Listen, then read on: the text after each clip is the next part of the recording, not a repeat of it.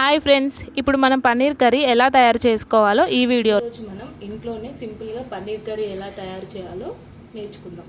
దానికి కావలసిన పదార్థాలు: చిన్నగా తరిగి పెట్టుకున్న పన్నీర్, టమాటో, ఆనియన్, పచ్చిమిర్చి, 2-3 వెల్లుల్లి రెబ్బలు,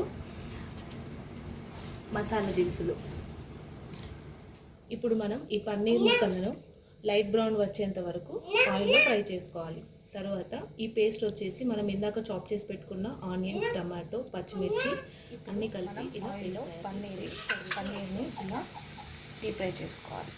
గోల్డెన్ బ్రౌన్ కలర్ వచ్చేంత వరకు పన్నీర్ ముక్కల్ని డీప్ ఫ్రై చేసుకోవాలి. చూశారు కదా, ఇలా మనకు పన్నీర్ ముక్కలు రెడీ అవ్వాలి.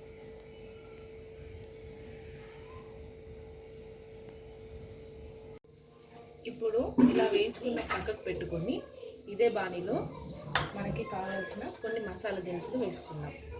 ఒక బగారా ఆకు, 2 ఇలాచి, చెక్క, లవంగాలు, మిరియాలు. అవి లైట్గా గోలిన తర్వాత మనము ఇందాక తయారు చేసి పెట్టుకున్న టమాటో ఆనియన్ పేస్ట్ ఆయిల్లో వేసుకొని ఫ్రై చేసుకోవాలి.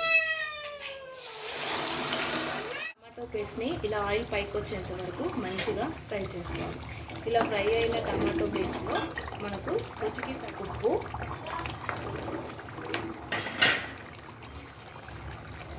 పసుపు, 2 టేబుల్ స్పూన్ల పసుపు, 1 టేబుల్ స్పూన్ కారపొడి, గరం మసాలా.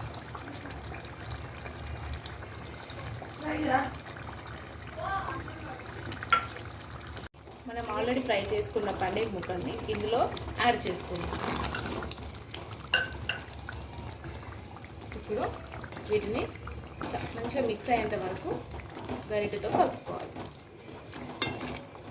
ఇలా వేసుకున్న పన్నీర్ ముక్కలను ఒక 10 నిమిషాల పాటు ఈ పేస్ట్లో ఉడకనివ్వాలి. అప్పుడు ముక్కకి బాగా మసాలా వండుకొని టేస్ట్ బాగా వస్తుంది.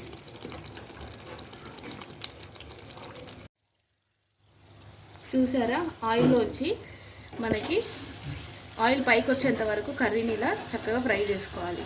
గిట్టకుండా మనకి కర్రీ ఇలా సపరేట్ అవ్వాలి. ఇప్పుడు పన్నీర్ కర్రీ ఆల్మోస్ట్ రెడీ అయిపోయిందండి. కొంచెము తీసి పెట్టుకున్న కొత్తిమీర యాడ్ చేసుకోండి. కలిపేసుకొని ముందుగా స్టవ్ ఆఫ్ చేసేసుకొని కలుపుకోండి. అయిపోయిందండి వేడి వేడి పన్నీర్ కర్రీ. సర్వ్ చేసి కొందాం. చూసారు కదా అండి పన్నీర్ కర్రీ ఎలా రెడీ అయిందో. ఇలా సర్వ్ చేసుకొని చక్కగా ఇంటిల్లి పాది తిని చెప్పండి. కామెంట్ బాక్స్లో మాట్లాడుకుందాం రండి.